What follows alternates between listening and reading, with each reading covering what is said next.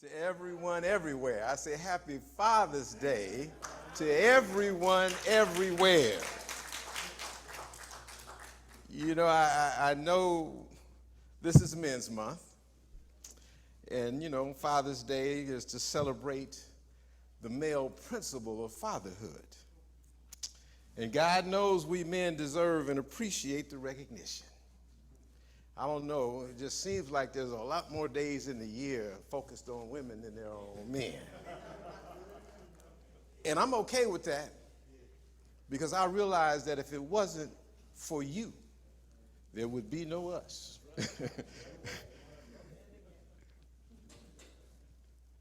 But we need the opportunity to call attention to the important role that male principle in harmony with female principle plays in producing the universal Christ presence that identifies and expresses and demonstrates a father's divine guidance. So on behalf of the men in your life, in some cases the men out of your life, but in all cases the man that has been a part of your life, I humbly thank you for the tribute, the kind words, the gifts, the good food that many of us will receive on this day. And we say a special word of prayer. We want to hold up those brothers whose circumstances dilutes or dissolves their ability to recognize their duty as a father. You see, in our community, there's a narrative going around that says a whole lot of brothers either don't, won't, or can't fulfill their responsibilities as a father.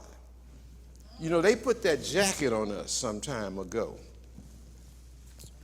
The media reports that 70% of children in the general population live in two-parent households, while only 42% of black children live in two-parent households.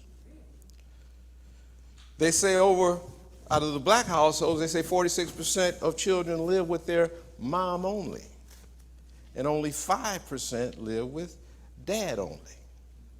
Now, at a glance, you would think that we should be wearing that jacket. But the general population, 21% live with their mom only, but only 4% live with their dads only.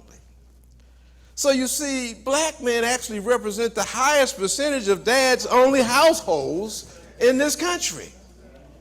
Out of all the households, 29% are dads-only, 20% Hispanic, and only 14% white. According to the CDC, 58% of black fathers live with one or more of their children. And the majority fathers, 72% of black fathers, talk with their children about things that happen during the day several times a week or more, whether they live with their child or not. So now I'm not just saying we don't have a disproportionate number of deadbeat dads or absent fathers from the home, nor am I apologizing or making excuses for any of them. But what I am saying is that the social economic structure of hundreds of years of systemic racism play a major role in incarceration and in unemployment rates of black men that manifest in absentee fathers. The official poverty rate for single mother families in 2021 was 31%. Nearly 5 times higher than married families. You know what the poorest states in this country are? Mississippi, Louisiana, and Alabama. They have the highest rates of poor communities. Most of those communities are occupied by us. Black folks are disproportionately confined to the poorest communities nationwide. So black men can do a better job. But in many cases, it's not because they don't want to, It's not because they don't possess the potential, it's because of the social and mental financial capacity that they're living under. You know, I spent, like many brothers, I spent my formative years in a single parent household. Yeah, but mine was no joke. She made up for it, trust me. But my dad, fortunately for me, he was always around. He was what we identify as a Disneyland dad. He'd show up on the weekends, and we knew we were going to POP, the Pike, Knoxbury Farm. At the worst of it, it would be downtown to a movie, and after that, we go to Clifton's Cafeteria. Y'all remember that? Hold up now. Clifton's Cafeteria. I mean, that was a treat after I saw that Hercules movie. It was either Hercules or Elvis Presley, one of them. We called him JT, John Tyler Smith Sr. I always wanted to, growing up, as a young man, he came to all my games and all that, and I always wanted to live with my father. But I think JT he was single, so he might have been a player. He didn't want me messing up his game. So I didn't get the chance to go hang out with Pop like I wanted to. I had this craving to live with Daddy.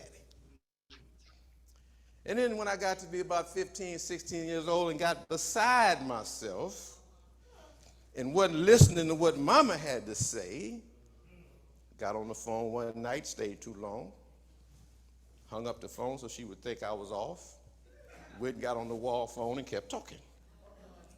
She made her way down the hallway. I heard her coming. I said, oops, but I couldn't hang up because my girl had got off the phone and I didn't want to hang up because she just called right back. Mom caught me hanging up that phone on the wall. Black cast iron skillet on the stove. If me had not been as agile and quick as I am, y'all would not be looking at Reverend Jerrold today.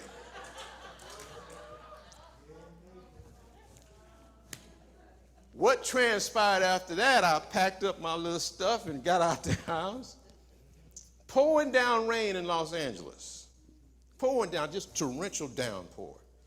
I got on the red bus, rode to Manchester and Broadway, got on the green bus, rode to what was then Santa Barbara and Weston, walked to my dad's house, stood there for at least 30 minutes. Just got drenched. Rang the doorbell. What you doing out there, boy? Who brought you over here? Mama tried to kill me and I walked. Get in here. They got on the phone and after a few things went back and forth, I heard him say, well, I'll just keep him over here with me then. Bam. And I'm like, yes. Problem solved. Get to hang out with JT. Oh, that boy was rough. I mean, I couldn't do nothing without getting chastised. But the one thing I'll never forget about my father, JT was the first one to introduce me to a theological point of view that was a little different from what I had been accustomed to in my Baptist upbringing. Now, JT wasn't a metaphysician. He wasn't a practitioner. Didn't know anything. I don't know if he knew anything about religious science or any New Thought religions. But he was just interested. He read his Bible all the time, and he was interested in theologians. And this little book that I have in my hand is the most treasured gift that I have that my father gave me. It's called A God's Providence Creation. Great theologian by the name of Emmanuel Swedenborg. So this is the kind of stuff at 15 and 16 years old I had an opportunity to read. The right faith is that we believe and confess that our Lord Jesus Christ, the Son of God, is God and man. God of the substance of the Father begotten before the world, I should say, a man of the substance of the mother born in the world. Perfect God, perfect man. consisting of a rational soul and a human body equal to the Father as the divine, and inferior to the Father as the human. 15 years old. Got exposed to Emanuel Swedenborg. And in his own unique, eccentric way, what he was telling us in that passage was that the Father's divine guidance is available through a relationship, an understanding, and embodiment of the consciousness of Christ. He's telling us to know Jesus is to discover your true inner self, your God within. Now, let me be honest about something. At 15 or 16, I did not have a clear perception of the words that I just read to you. But after I had the opportunity to sit in the balcony of Founders Church, listening to Dr. W.H.D. Hornaday, after I had the opportunity to complete all of my practitioner studies under the tutelage of Reverend Karl Marx and Dr. George Bindall, after receiving guidance from Reverend O.C. Smith to go past that, keep going, don't stop, then I was able to complete all my ministerial assignments at the Mariah Institute of Creative Intelligence, taught by my dear friend Dr. Coco Welton and Maisha Hazard, who you all know. And if you know anything about Maisha, she knows what she's talking about. She was my teacher. Then I was given the opportunity to sit at the feet of one called Dr. Ronnie Jones. And I listened to some inspiring words from one called Reverend Lisa Meggs. Then I decided to make Los Angeles Third Church my spiritual home. And in combination with my Baptist training, y'all remember BTU? Baptist Training Union. Y'all come on, don't act like you don't know. Wednesday night, I was there. So in combination with that Baptist training, I was able to decipher my playbook, the Holy Writ. I was able to understand what Swedenborg and Quimby and Emerson was talking about. I gained the wisdom that we need to live by the principle, not the letter of the word. You see, wisdom is that yellow brick road that'll lead you back home. Without it, you won't be able to follow the GPS instructions. There's a young lady named Kim Potter. She started a ministry that she calls A New Thing Ministries. And she says this. She says, if your heart is to follow God, although you, like me, may make a wrong turn, he will continue to direct your steps. Even if it requires a U-turn, he is our GPS. He is our God positioning system. And if we get off track, he will direct us to make a U-turn and get back on his path. James 1:5-7 corroborates that. It says, if anyone lacks wisdom, let him ask God, who gives it to all men liberally and with grace, and it will be given. But he tells us that we need to ask in faith, not doubting. For he who doubts is like the waves of the sea, driven by the wind and tossed. Thus, let not the man suppose he will receive anything of the Lord. The Father desires to communicate with us, but we must seek his guidance with a humble heart. Jeremiah 29:13 says it this way. It says, seek me with all your heart, and you will find me. You looking for a Father's divine guidance? It's in here. All you have to do is reach inside and get it. You see, when we embrace the wisdom of God and embody the love of God, we become receivers of the Father's divine guidance. Yes, our Google Maps and our Waze may navigate us through this earthly travel. NASA has the ability to guide spaceships around and through and by planets, but only God's positioning system can save you from yourself.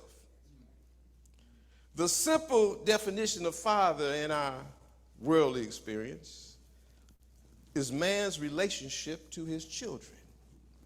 It identifies a relationship. When a man participates in an activity that produces a child, he is given the designation of father. Those who take the time to complete their academic and ecclesiastical responsibilities and requirements in some denominations, they're also referred to as father. But I want you guys to know something. When Reverend Paul and I concluded that our theme for Men's Month would be a father's divine guidance, our concept of father was a little different than that. We saw a father as the provider of the seed idea of life that is seen and unseen. We understood that a father was a source that expresses everything. We know within our heart and within our soul and in our mind that a father is the thing which is, was, and will always be. We know the Father is the living presence of joy, peace, and love within us all. That's why I wished everyone everywhere a happy Father's Day. That word divine means related to or coming from God. It represents to us the presiding principle of life, the absolute good expressed in all creation. The underlying and unchangeable truth is divine. James 1:17 describes the deity as the Father of light that never varies and never changes. Now, we all need guidance from time to time. Guidance is advice, information, directions needed to solve or resolve a perceived problem or difficulty. We all need counsel. We all need instruction. We all need teaching. But it's important that the minds of human beings get a spiritual influence, the influence that must come only from a father's divine guidance. Yeah, the wino on the corner gave me some sage advice. Your best friend means well when they're trying to help you through the problem. Oh, girlfriend's helping you all she can. Grandma and grandpa, they have many life lessons that they teach us and that they'll share with us. Mom and dad always have your best interest at heart in everything that they present to you.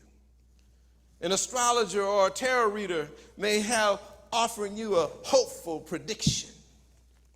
The counselor is educated and trained to empower you to think differently about your circumstance. The priest, rabbi, imam, pastor, or spiritual leader may inspire you to change your behavior.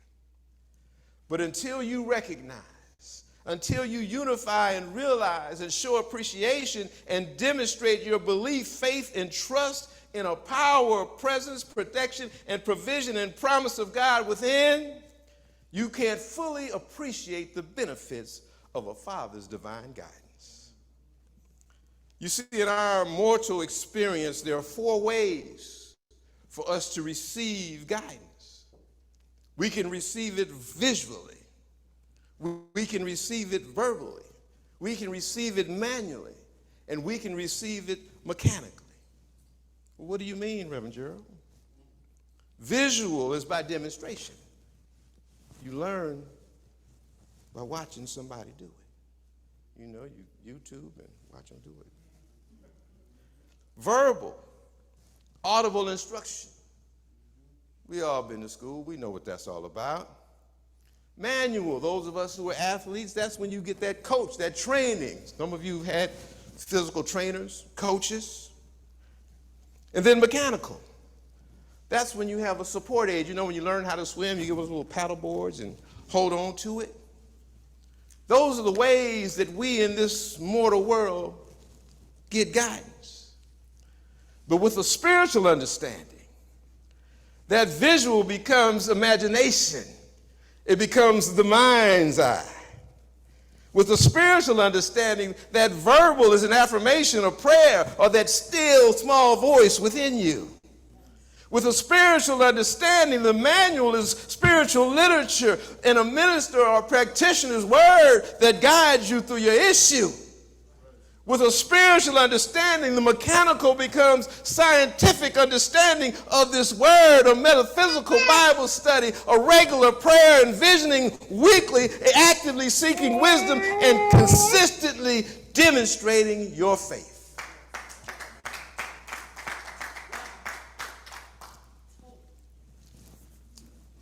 When you do those things, it's paramount to being a small child putting on your spiritual training wheels so you can ride your bike to the mountaintop. Ernest Holmes says this in the teachings of Jesus. He says, Jesus discerns spiritual truth. How or why makes no difference. He says, the world has not produced another like him, and until it does, he must receive a unique place in the history of human character. Swedenborg says Jesus is both God and man, equal to the Father as the divine, but inferior to the Father as human. You see, to receive the Father's divine guidance, we must become like little children, they tell us. We have to have a childlike attitude. Matthew 18:3 says we must change and become like little children in order to enter the kingdom of heaven. We must have the simple trust in life as children do. They don't doubt. They believe. Them babies that was in here earlier, some of them might be at an age where they're starting, but when you're little, you don't doubt anything. You believe in Santa Claus, the Tooth Fairy, and the Boogeyman. Let somebody come to you with that nonsense today. But there was a time when you believed that wholeheartedly. Most importantly, children believe that if you kiss it up to God, it'll be okay. Remember that one? You can drop it on the ground. You can rub dirt all over it. It don't matter. Kiss it up to God and it'll what? It'll be okay. The childlike spiritual presence has yet to hear they are lowly sinners, has yet to hear that they are destitute of divine guidance in spiritual life. They don't know any better, so they just believe. When we get grown and after we go through all of our stuff, the secret to this thing is moving that all out the way. Let it go. Get back to that point where you just believe. You see, when the prison walls of false beliefs and negative experiences become barriers that shut out your light, it causes you to lose your way and become void of your inner truth. Our materialistic ways and desires blind us from the spiritual light that is within us. When we lose sight of the fact that there is a perennial wisdom and power within that is all powerful and all wise. Jesus tells us, he says, a childlike mind is more receptive to the truth than the intellectual, rational adult mind. A childlike faith has implicit trust in the goodness of God. They believe wisdom is justified of her children. Children look to the inner, not the outer, for justification. Now the question becomes, who's responsible for rearing of the children? How do we get from all trusting and all loving to becoming doubtful and hateful? How does a 5-year-old playing in the sandbox together, bunch of them, you can imagine that 5-year-olds just playing in the sandbox at the park. And then 10 years later, they shooting each other on the basketball court. How does that happen? How can we have a room full of interracial babies sharing and playing and loving on one another, and then when they become adults, they refuse to live next door to each other as adults? What happens in the middle? You see, somewhere along the way, we lose our childlike acceptance of the Father's divine guidance. And we let our material desires and our self-righteous fears corrupt our thinking. As Pastor James presented to you on the first Sunday, he reminded us. He said, we choose to be guided by the God of fear instead of the God of love. We'd rather return to the bondage of Pharaoh than follow Moses to freedom. You can't reach the promised land of faith, y'all, unless you release the fear of Egypt. You see, as we mature, we let the trauma of life short circuit our GPS, God's positioning system. We can't find our way back to our childlike innocence. And as Alexander James was speaking to us on that first Sunday, as he delivered his inspiring message that said that the Israelites had 400 years of slavery and bondage. And I thought about that and I said, guess what? Black folk living in America have had 400 years of mental, physical, social, economic mistreatment as Negroes, as African Americans, as black folk. I had to mention them all because I don't know which one y'all identified. Today, I didn't want to miss anybody's preference. But whatever you call yourself today, a good friend of mine named Maurice Kinchin always reminds me of this. We made more progress as Negroes than we have as black folks in this country. Think about that one. Civil rights movement, all that happened when we was called Negroes, and glad we wasn't called niggers. But everything evolves. So we went from Negroes to black power to African American. We made more advancements 40 years ago than we're making right now. If you're watching the news, things are backing up on us. They go in another direction. Tomorrow, we're going to celebrate Juneteenth, a so-called end to that physical slavery, chattel slavery in this country. The question is, has it ended the mental slavery? You see, we received a marvelous opportunity when they cut us loose, when the Union Army finally got there 2 years later. What did we get? We got an opportunity to become sharecroppers, not just slaves.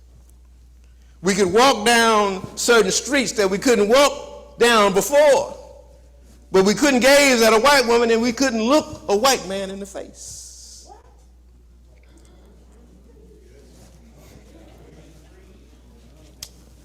We were given choices more than we ever had. We could choose where we wanted to live, but we weren't given the resources to improve how we live. You see, on Juneteenth, when that Union Army finally got to Texas, technically, the Confederate states were compliant with the new order. But you see, The dollar might have been killed, but the Confederate attitude lives on. You see, and the other thing that they failed to tell some of y'all, and if you didn't read the fine print in Wikipedia, you would have missed it. Texas was not the last state to free slaves in this country. The last states to free slaves in this country were Union states, Kentucky and Delaware. And they didn't let their slaves go until December of 1865 when the 13th Amendment was ratified. So that's why I try to tell y'all, something's obvious to you. It's easy to talk about some politicians, but don't get tricked and don't get it twisted. Whether you're Democrat or Republican, you may have some different issues, and one might like poor people, one might, but let me tell you this, none of them in the history of this country have done anything for you. Everything we've gotten, we did it for ourselves. If we didn't march, if we didn't fight, if we didn't argue, if we didn't put up a struggle, if it wasn't for the brothers with them shotguns and them stop signs on there, the food would not have gotten delivered. We fall in love with folk because they were the vice president of a black man. We fall in love with folk because they can play a saxophone. Check their record and see how many bills they passed that put your butt in jail. Check the record. Don't take my word for it. We got to do it ourselves, people. We got to stand tall. We got to educate ourselves. We got to love ourselves.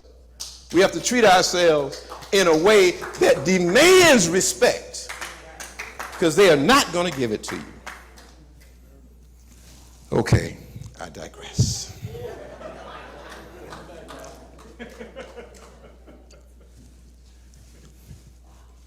All that being said, Juneteenth has become one of my favorite non-religious holidays, because it reminds me, in spite of all that we've been through, in spite of all that we're still going through, we have risen to the top of every arena they have allowed us to participate in. Every one. Aerospace, engineering, medical, legal, education. We may not be a bunch of us in the room, but the ones who are in the room are always at the top. Always.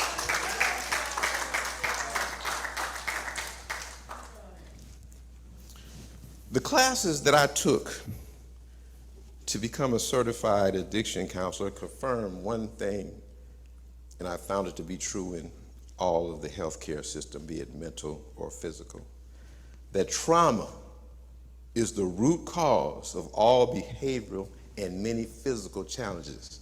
Am I right, Dr. Edmonds? No group of people, none, has been subjected to more traumatic experiences for as long as we have, yet we are the best at whatever we choose to pursue. So I love Juneteenth, not because they freed the slaves, but because Juneteenth is a celebration of resilience. It's a celebration of determination. It's a celebration of black excellence. I look forward to the day when all those who oppressed us and all those who oppressed themselves will take heed of the Father's divine guidance. When humanity will embrace the physical diversity and the spiritual oneness of all the people of God. You see, it's not up to others. As I've already told you, we're the ones that have to fix the problem. Our political party might make you feel better, but neither will free you. Our religious beliefs may resonate with you more than others. You know, we choose religions based on how it makes us feel. And they're all good if you use them rightly. But the Father's divine guidance is the only thing that will get you to your destination. Reverend Paul told you that you got to look past the circumstances. You see, you got to stand tall despite what's going on around you. When we got here today, it was chaos outside. We didn't know we was even going to have church. We having church. You in the room. Zoom is still booming. Reverend Paul also reminded you that if you want to live better, if you want to be treated better, and we all want to be treated better, amen? You got to stop thinking that you're less than. Now, I know nobody in here is saying, I don't think I'm less than. But those subconscious things that they didn't put out there, you know what I'm saying? You know what I mean? Think about it. There was a time in this country that if you couldn't pass a paper bag test, this is amongst us now. White folks had nothing to do with this. You couldn't pass a paper bag test, you couldn't get in the party. Couldn't go to the Catholic Church. A lot of things you couldn't do. So we have to stop thinking. We, collective we, not individual, have to stop thinking about that. We got to call on this power and this presence within us. We got to know that there's a divine presence and power within that can and will change your circumstance. Reverend Paul said, change how you think and you change how they think about you. Let's get out of that victim mode. Let's see the power working in our life. You see, this morning, we've been encouraging all of you to have a childlike consciousness. One that's non-resistant of the Father's divine guidance. Reverend Paul reminded us that children do what? They ask questions. What is that? They ask questions. What are they doing? They're seeking wisdom. That's what they're naturally, without being taught, trained, or told, they're seeking wisdom. They're seeking the kingdom of positive ideas. The kingdom of the Christ mind. That's why they're asking all those questions. In closing, I want to, I can't let y'all out of here without going to my book.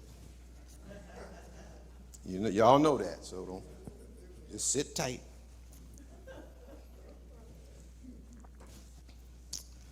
This is Romans chapter 8, verses 16 through 21.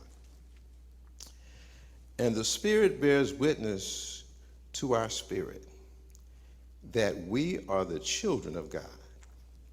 And if children, then heirs, heirs of God and joint heirs with Jesus Christ. So that if we suffer with him, we shall also be glorified with him. For I think that the sufferings of the present time are not worthy to be compared with the glory which shall be revealed in us. This stuff that's going on, I know it's holding you down. I know it's making you frustrated. But just wait. For the earnest expectation of all mankind waits for the manifestation of the sons of God. For man has made subject to vanity, not willingly, but by reason of him who gave him free will, in hope he should choose rightly. Because man himself shall be delivered from the bondage of corruption into the glorious liberty of the children of God. How is man led into an abiding consciousness of his divine sonship? How do we get there? The Holy Spirit leads man into a consciousness of divine sonship and his inheritance. I'm not trying to give you anything that's not yours. You've already inherited the kingdom. But if you don't read the trust, you won't know what's in it. This passage is telling us, for as many as we are led by the Spirit of God, these are the sons of God. He don't separate us, we separate ourselves. We choose to live by his Spirit or we don't. The divine Spirit bears witness to our spirit that we are children of God. And if children, what did it say? We are heirs of God and joint heirs of Christ. These things I do, even you should do. We experience what we experienced. We suffer with him if we go all the way to the full crossing out of our mortal personal self, that we may be glorified with him. You see, only when we get rid of that grown-up stuff, that self-serving attitude that returns us to return to the full givingness position, when we stop trying to insert ourselves in our own will and get in tune with his will, when we express the open, loving arms of a child, when we can receive the Father's divine guidance, then we become bearers and hearers and doers of the word. We are constantly in fellowship, and we never want to leave his arms. When you was a baby and mama put you down, you screamed bloody murder. We are in constant fellowship with this thing.